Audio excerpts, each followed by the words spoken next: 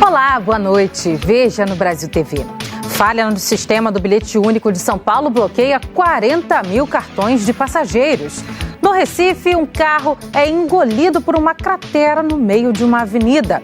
No Acre, a Justiça prorroga a liberação do FGTS para pessoas atingidas pelas cheias.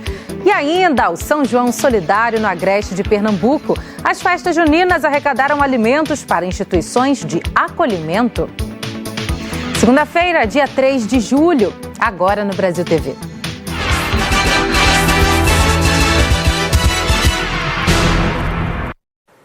A semana começou com um transtorno para quem depende do transporte público em São Paulo. Cerca de 40 mil cartões do bilhete único foram bloqueados depois de um erro no sistema da SP Trans. Às 7 horas, quando o posto da SP Trans do terminal Jabaquara abriu, já tinha quase 100 pessoas esperando na fila. Às 8h30 era o dobro de gente. Uma espera de quase 2 horas para ser atendido que gerou revolta. Porque ontem eu fiquei na rua 11 horas da noite. O meu cartão tá completo, é meu CPF, eu não tenho nada grátis e é isso que acontece. Cheguei às 7, falta 10 para as 8, praticamente 1 hora. Muito tempo, né? Como é que você se sente com essa situação? Indignado, né? O Lucas contou que teve que voltar para casa a pé na sexta-feira no fim do trajeto, porque o coletivo não permitiu que ele fizesse o trajeto sem pagar. E esse foi o relato da maior parte das pessoas. Apesar de a orientação da SP Trans ser de que o dono do bilhete bloqueado de sexta-feira para cá pode pegar ônibus, metrô e trem sem pagar um novo bilhete até que a troca seja feita.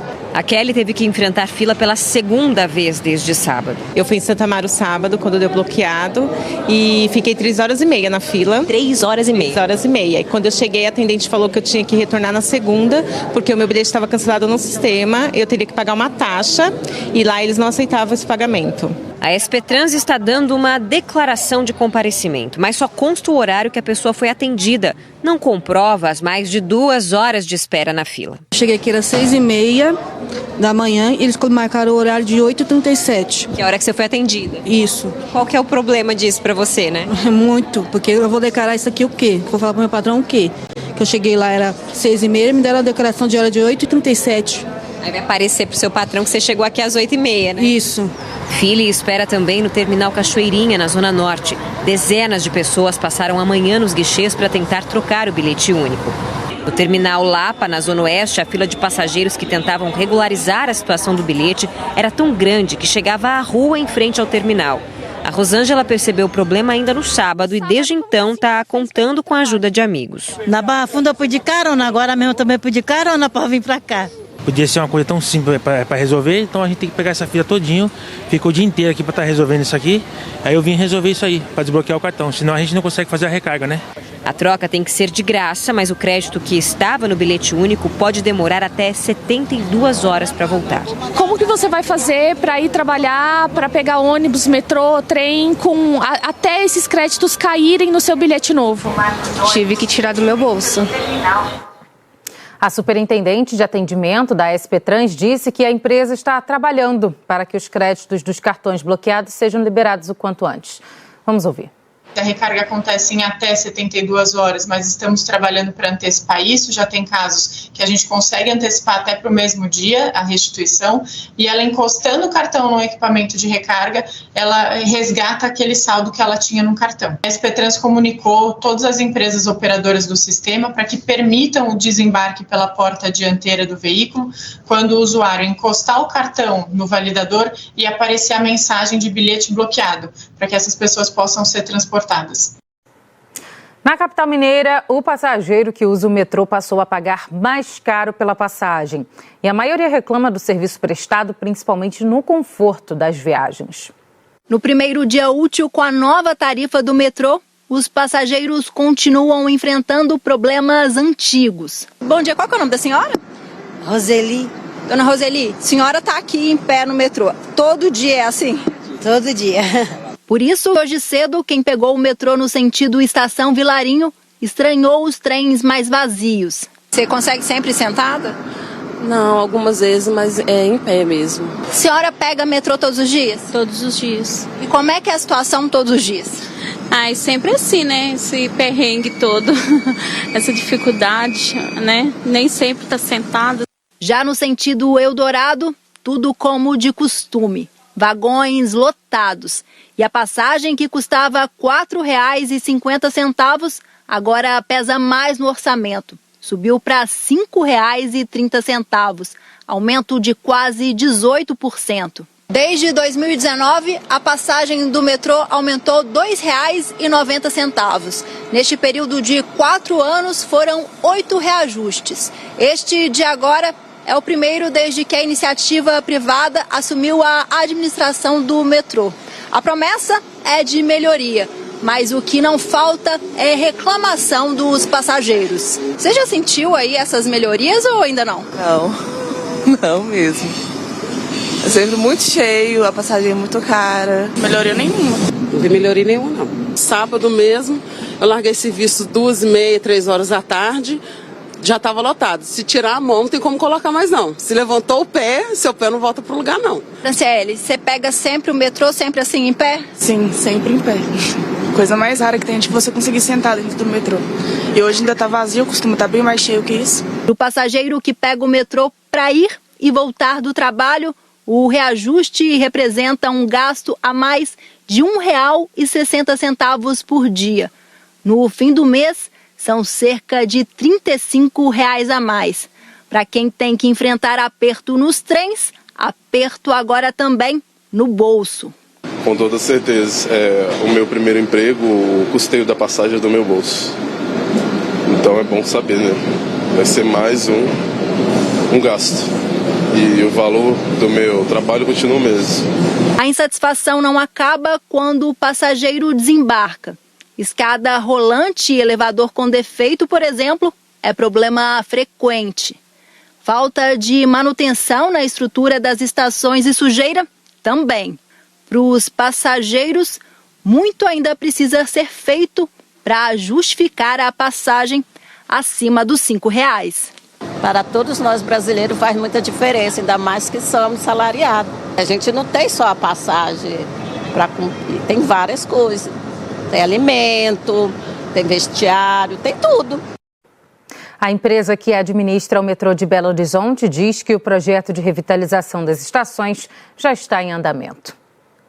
Em Mato Grosso do Sul, na fronteira com o Paraguai, um mega traficante conseguiu fugir de helicóptero antes da chegada da polícia. A suspeita é de que houve vazamento de informação. Ana Paula Amaral. O nome do megatraficante Antônio Joaquim Mota, conhecido como Dom, foi incluído na lista de difusão vermelha da Interpol. Segundo a Polícia Federal, as buscas no Brasil foram suspensas. Ele seria preso na sexta-feira durante uma operação da Polícia Federal com autoridades paraguaias, mas fugiu de helicóptero antes da chegada da polícia. Uma fonte ligada às investigações disse que a informação da operação vazou 2 dias antes. Ele estava em uma propriedade rural que fica na divisa entre o Brasil e o Paraguai. As autoridades brasileiras suspeitam que o vazamento tenha ocorrido do lado paraguaio, mas a Polícia Nacional do Paraguai disse em nota que somente a Polícia Federal tinha acesso a essa informação. Segundo as investigações, paramilitares brasileiros e paraguaios com treinamento internacional e atuação em guerra faziam a segurança do megatraficante. 6 deles foram presos. Antônio da Mota é líder de uma organização criminosa de tráfico internacional de drogas com grande atuação na fronteira do Brasil com o Paraguai. Ana Paula Amaral, para o Brasil TV. A gente fala agora da chuva em Pernambuco. Choveu tanto nos últimos dias e tão forte que o nível da barragem de Carpina, na Mata Norte do estado, subiu muito. O reservatório que abastece a região atingiu 100 milhões de metros cúbicos de água. Por causa disso, foi preciso abrir mais uma das comportas da barragem e também um trecho da P50 entre os municípios de Limoeiro e Feira Nova, no Agreste. Está coberto por água e foi interditado. A curiosidade trouxe muita gente até esse trecho da PS50, em Limoeiro, no Agreste.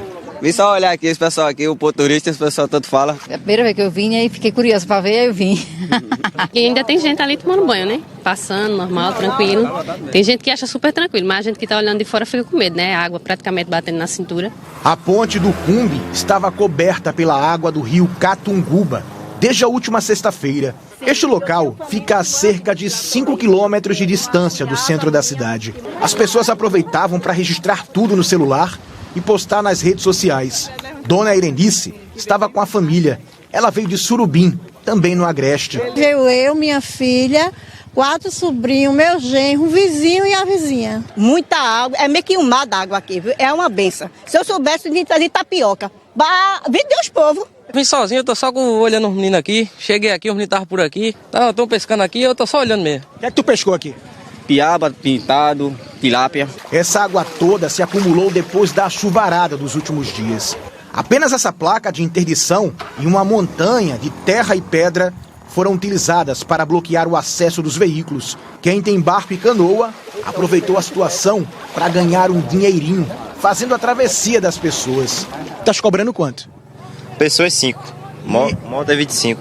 E muita gente fez esse trajeto. Senti a sensação de atravessar um local onde a gente costuma atravessar com veículos, de moto. Severino precisou atravessar a moto na embarcação para atender um pedido da mãe. Eu tive que levar um remédio lá em Glória para minha família. Pagou quanto? R$40 para ir e vir. O rio Catunguba nasce em Gravatá e deságua no rio Capibaribe, já em Carpina, na Mata Norte do estado. Nós estamos sobre o paredão da barragem de Lagoa do Carro, que também é conhecida como a barragem de Carpina. O reservatório atingiu a cota máxima de 100 milhões de metros cúbicos de água. É por esse motivo que a ponte do Cumbe, em Limoeiro, está inundada. Uma comporta aqui do reservatório foi aberta em 70 centímetros para controlar o volume da água. Ela só deverá ser fechada quando atingir a cota de 95 milhões de metros cúbicos de água. Técnicos da Secretaria de Recursos Hídricos registraram como foi o momento da abertura da comporta na manhã do domingo. Pronto, aqui ó, a comporta 12 está aberta a 70 centímetros, certo? Olha o volume de água que está saindo, viu? Isso é uma operação absolutamente segura e continuará por mais uns 3 ou 4 dias até ser liberado cerca de 25 milhões de metros cúbicos, de maneira que o reservatório chegue à acumulação da ordem de 95 milhões de metros cúbicos, que é normalmente o que se pretende acumular no final do período chuvoso. Esse trabalho está sendo monitorado pela APAC, Agência Pernambucana de Águas e Clima, e as descargas serão proporcionais à situação em que se encontra o rio Capibaribe, que hoje está relativamente confortável, dado que as chuvas estão reduzindo nesses últimos dias. Genivaldo é de Lagoa do Carro, na Mata Norte. Para ele, esta paisagem traz esperança para os moradores de várias cidades. Já teve tempo escasso, eu mesmo já presenciei ela sem nenhum pingo de água aqui. Gente, agora olha essa imagem impressionante. Na Avenida Recife, na zona oeste da capital pernambucana, um carro foi engolido por uma cratera que se abriu no meio da pista. Olá, por volta das 8 horas da manhã, parte de uma importante avenida aqui do Recife, que se chama Avenida Recife, parou por conta de uma cratera. Ela se formou aqui, bem nesse local. Olha só o tamanho do buraco que se formou. Um carro foi engolido por esse buraco. Neste carro estavam 2 pessoas, um motorista de aplicativo e uma dentista. Ele estava deixando a dentista na clínica que fica em frente aonde o buraco se formou, que a gente vê que a água está jorrando em alguns pontos, em alguns bairros próximos à Avenida Recife. O abastecimento de água também está interrompido e a Prefeitura do Recife, junto com a Compesa, disse que ia fazer uma avaliação para ver o que aconteceu, o que causou esse incidente que assustou todo mundo por aqui no Recife. A gente volta ao estúdio. Que susto. No Acre, o FGTS que seria liberado para pessoas que foram atingidas pela cheia foi prorrogado. A Ana Paula Xavier tem os detalhes.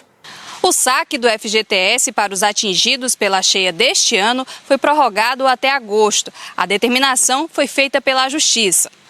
Movida pelo Ministério Público Federal, que alegou que a Prefeitura demorou 42 dias para finalizar o mapeamento de áreas, o que acabou prejudicando o prazo. Uma decisão da Terceira Vara Civil e Criminal prorrogou para o dia 8 de agosto o prazo para a solicitação do saque calamidade do FGTS para as pessoas que tiveram suas casas atingidas pela enchente, que atingiu a cidade de Rio Branco em março deste ano. O saque finalizou no dia 23 de junho, porém, com a nova decisão, os beneficiários podem sacar o FGTS até o dia 8 de agosto. Ana Paula Xavier, para o Brasil TV. No Maranhão, o número de mortes registrado em acidentes nas estradas já é o dobro do mesmo período do ano passado. A Janaína Bordalo tem as informações. Excesso de velocidade e ultrapassagens proibidas são as principais causas de acidentes no mês de junho, segundo a Polícia Rodoviária Federal. Para falar sobre esses dados, essa estatística, eu converso com o inspetor da Polícia Rodoviária Federal, Adel Barbosa, que vai então responder para a gente. Adel, já se sabe o porquê desse aumento nos números de acidentes? Isso, infelizmente o número aumentou de acidentes, ainda mais com óbito. Então a gente tem vários fatores que contribuem para esse aumento, como, por exemplo, o Brasil, a situação do Brasil que começou a retornar pós-pandemia. Então, muitas pessoas estão viajando, a economia voltou a funcionar. A gente faz fiscalização, a famosa Blitz, com radar e com o bafômetro, de forma a coibir a embriaguez ao volante, que também, como a senhora falou, é um causador de acidente com óbito. Nossa concepção maior é diminuir principalmente o óbito e zerar o número de acidentes, de forma que tenhamos um trânsito mais seguro. Nessa época de férias, a gente tem muitas crianças viajando com seus pais para brincar nas férias. Daí a gente pede para os pais colocarem um dispositivo correto de retenção, bebê conforto, cadeirinha, assento de elevação, de acordo com cada idade da criança. Ele consegue ler a legislação na internet, é muito fácil, ou perguntar para um policial. Dessa forma, a criança vai estar segura no veículo e tenhamos umas férias tranquilas. Muito obrigada, inspetor, pela entrevista. Janaína Bordalo para o Brasil TV. A gente fala agora de saúde, da falta de atendimento. Desde 2020, não é possível fazer transplantes de medula óssea pelo SUS no Distrito Federal. Enquanto isso, muitos pacientes estão na fila na esperança de conseguir uma cirurgia. Somente o Instituto de Cardiologia e Transplantes é credenciado para fazer cirurgias de medula em adultos aqui no DF. Mas desde 2020 os transplantes não são realizados por inviabilidade financeira do contrato firmado com a Secretaria de Saúde. Em 2020, a Secretaria de Saúde afirmou que o Instituto tinha relatado dificuldades para conseguir insumos e pagar alguns procedimentos necessários. E agora, 3 anos depois, o contrato não foi renovado. Mas a Secretaria de Saúde afirmou que uma nova contratação está em andamento. Enquanto isso, pacientes sofrem à espera do transplante. É o caso da Celina, de 52 anos. Ela foi diagnosticada com leucemia em 2005 e logo entrou na fila para fazer a cirurgia. A expectativa terminou frustrada. Celina está na fila há 10 anos e já perdeu as esperanças. Mesmo fazendo tratamento em Brasília, sendo assistida aqui pelo SUS, muitas vezes eu tive que recorrer a São Paulo, no Hospital das Clínicas e outros hospitais, para conseguir chegar a um caminho do meu tratamento, tendo em vista que eu não tive a oportunidade de fazer o transplante. Em entrevista ao G1, o médico responsável pelo Instituto, Volney Vilela, disse que faltam leitos, tecnologia e profissionais capacitados. Ele afirmou ainda que pacientes que precisam de transplante de medula geralmente são pessoas com doenças graves e que não podem esperar muito tempo pela cirurgia. Dados do Registro Brasileiro de Doadores Voluntários de Medula revelam que o DF tem mais de 75 mil doadores e que 500 pessoas buscaram por doadores de medula no site do registro. Segundo o Ministério da Saúde, existem 3 modalidades diferentes de transplante de medula óssea. Quando as células vêm da própria pessoa que vai ser transplantada, quando as células são doadas por uma pessoa da família, como irmão, pai ou mãe, por exemplo, e por último, pelas células troncos de um doador que não é da família, mas é compatível. A chance de encontrar uma medula compatível no Brasil pode chegar a 1 em cada 100 mil habitantes. E é um sofrimento muito grande a própria doença. Imagina ter que lidar com essa falta de oportunidade de transplante, com essa falta de chance de cura. As pessoas morrem na fila. Um absurdo. A seguir, com o período de férias escolares iniciando, aumenta a procura por colônias de férias. Não saia daí que a gente já te conta.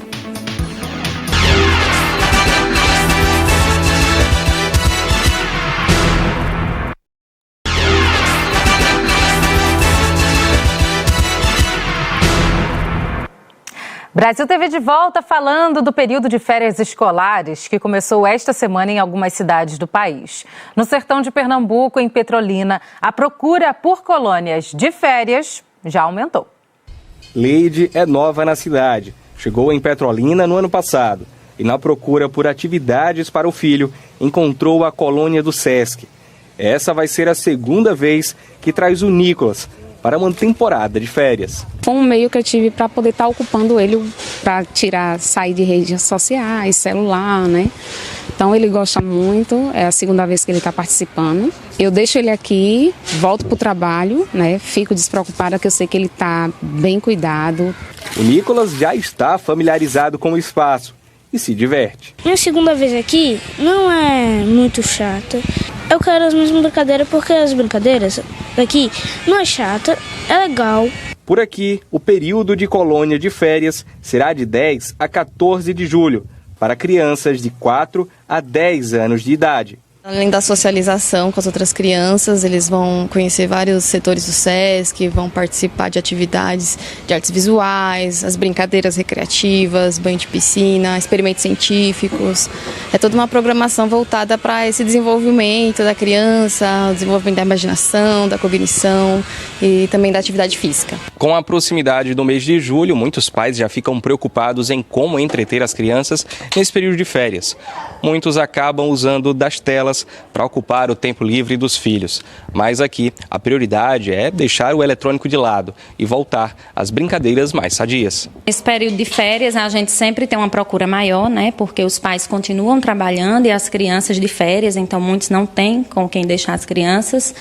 E se é de deixar em casa, no celular, na TV, a gente fica na torcida que as crianças venham realmente brincar e ocupar o tempo com algo prazeroso. Gildson veio hoje alinhar os detalhes para deixar a filha na colônia de férias.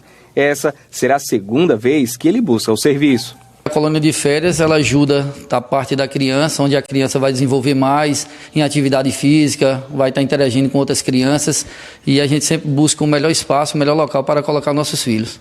Bom para os pequenos, que aproveitam o lazer com brincadeiras que desenvolvem a coordenação motora e o convívio social, livre dos vícios e riscos das telas. Eu brinco de boneca, eu brinco de futebol só às vezes. Eu gosto de ler, de fazer atividades e de pintar. Durante as festas juninas, o Transforma Petrolina realizou o São João Solidário e arrecadou alimentos para serem distribuídos em instituições de acolhimento.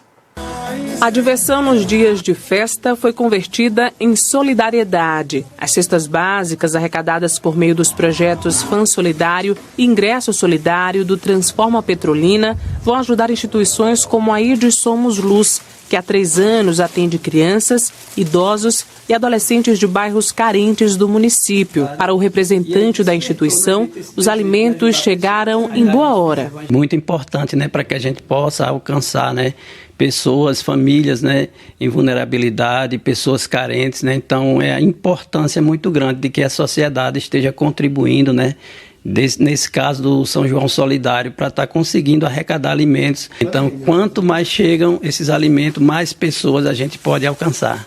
Enquanto o São João de Petrolina acontecia, projetos sociais estavam em ação para que pessoas em situação de vulnerabilidade social fossem beneficiadas com a grande festa. O resultado foi esse aqui: mais de 3 toneladas de alimentos não perecíveis arrecadados.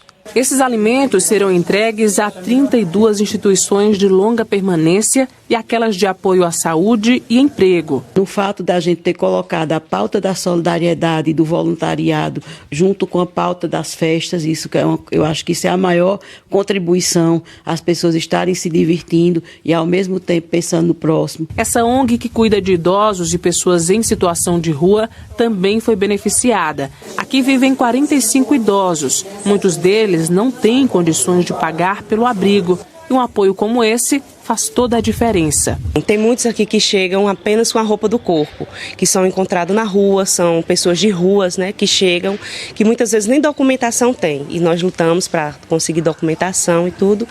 E assim, precisam sim de alimentos também, né? Todos os nossos idosos agradecem, né? Através do Transforma Petrolina está chegando para nós essas doações, como sempre está chegando. O Brasil TV fica por aqui. Outras notícias logo mais no Jornal Nacional às 8h30 da noite, hora de Brasília. Ótima noite para você. Até amanhã.